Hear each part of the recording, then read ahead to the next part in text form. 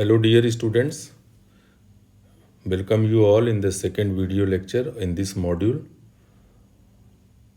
In the last module you have studied about the different principles of test construction. Three important principles we have studied: the principle of planning, the principle of preparation and the principle of tryout. In this video lecture we are going to study about the principle of planning in detail. हम सभी जानते हैं कि किसी भी कार्य को करने के लिए प्लानिंग आवश्यक होता है, तो उसी प्रकार परीक्षण के निर्माण के लिए भी एक योजना बनाना बहुत ज़रूरी है। और इस योजना बनाने का पहला चरण होता है उस परीक्षण के डिजाइन को या अभिकल्प को तैयार करना। जब परीक्षण के अभिकल्प को हम तैयार करते हैं तो जो सबसे पहला बिंदु आता है वो होता है परीक्षण के उद्देश्य का निर्धारण करना।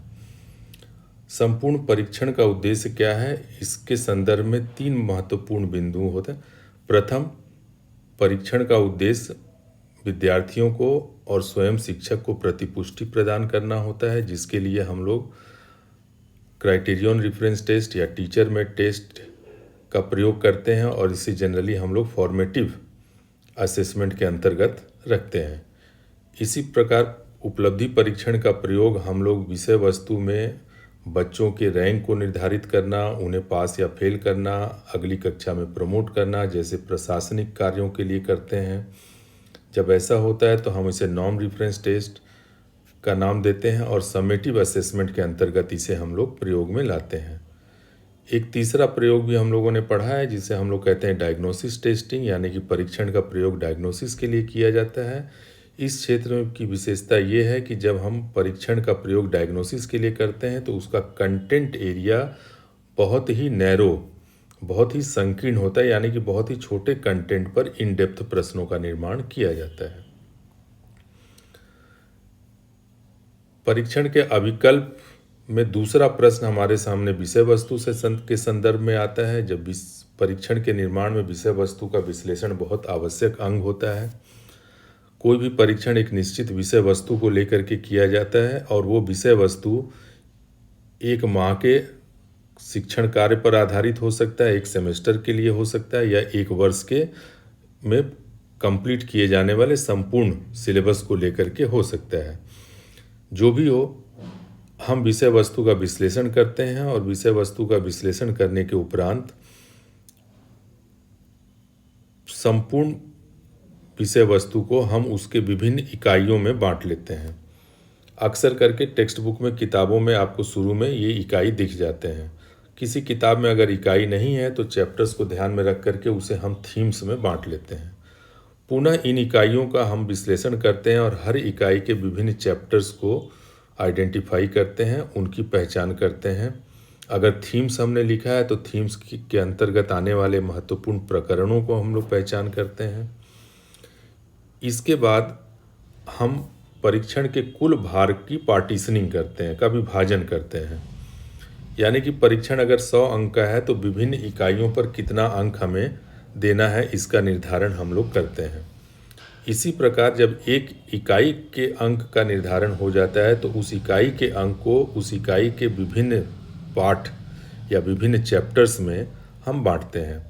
तो इस प्रकार से प्रत्येक इकाई की और प्रत्येक चैप्टर के लिए हम एक भार निश्चित कर लेते हैं और इसे एक तालिका में हम लोग सूचीबद्ध कर लेते हैं। जैसा कि आप देख सकते हैं स्लाइड में 5 हमने लिए हैं इकाई अपने विषय में।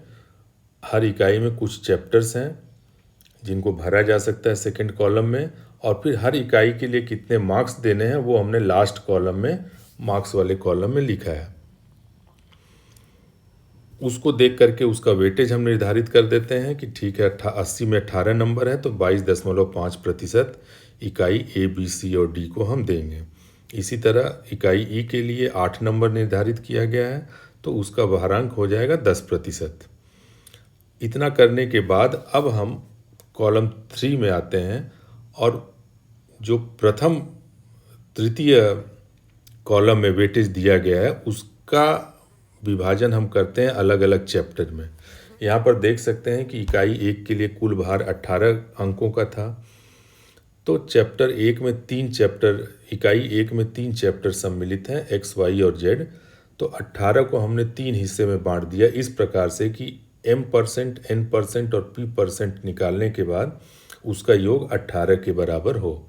यही प्रक्रिया हम हर एक इकाई के लिए निकालेंगे, परंतु सब टोटल करने के बाद अंत में आपको पूरे परीक्षण का भार 80 के बराबर प्राप्त हो जाएगा।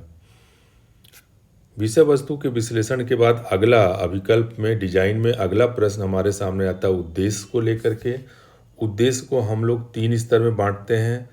नोइंग लेवल के हो सकते हैं, नॉलेज लेवल के हो सकते हैं जिसको लोअर ऑर्डर ऑब्जेक्टिव्स हम कहते हैं, अंडरस्टैंडिंग लेवल के हो सकते हैं जिसे हम हायर ऑर्डर कहते हैं, इसमें एप्लीकेशन लेवल भी आ जाता है। तीसरा स्किल से रिलेटेड हो सकता है। तो ये इस सूची को और लंबी की जा सकती है। अगर ब्लूम टैक्सोनॉमी में देखेंगे तो 6 स्तर है। समझने में आसानी हो इसलिए मैंने 3 उदाहरण रखे हैं कि नॉलेज, अंडरस्टैंडिंग और स्किल।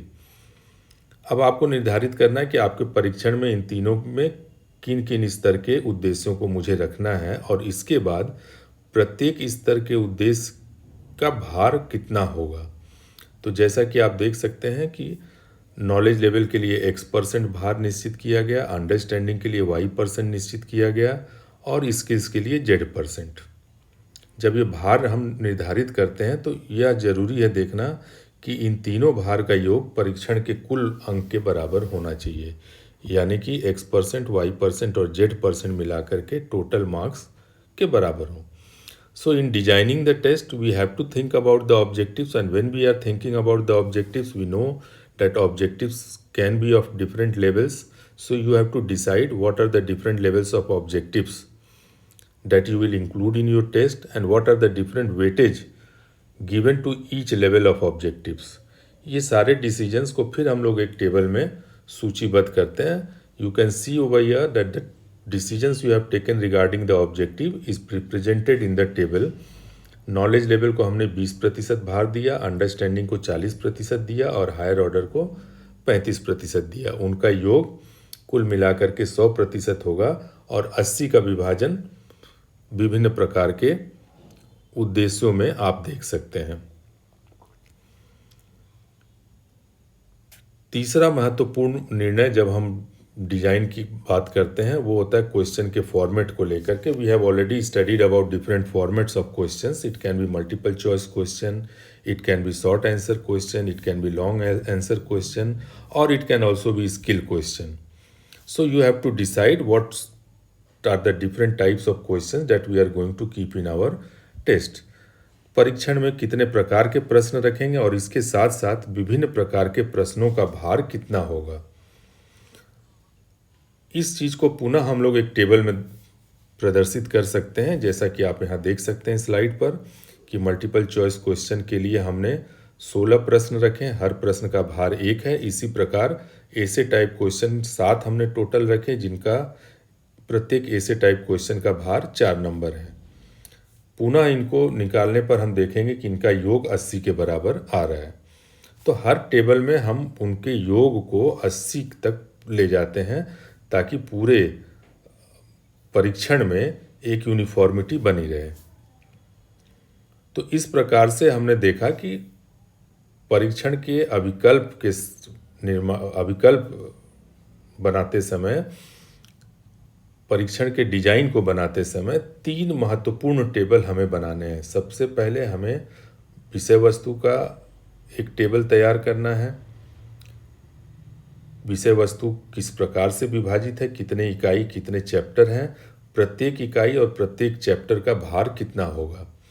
दूसरा टेबल हम बनाते हैं ऑब्जेक्टिव को लेकर के, कितने प्रकार के ऑब्जेक्टिव होंगे और प्रत्येक प्रकार के ऑब्जेक्टिव का भार कितना होगा. और तीसरा हम बनाते हैं विभिन्न प्रकार के प्रश्नों को लेकर के, कितने प्रकार के प्रश्न होंगे और उनका भार कितना होगा. So designing of the test involves developing 3 different tables. One table is related to the content, its analysis and the weight given to the different units and chapters in the content. The second table is related to the objectives, different types of objectives that you have selected for your test and what are the weight for each type of objective. And third table will be related to the format of questions, what are the different types of questions that you will include in the test, and what are the different weightage given to each type of test. तो इस video lecture में इतना ही है, और next video lecture में फिर हम लोग देखेंगे कि इन टेबल्स का प्रयोग कैसे किया जाता है. Thank you all of you.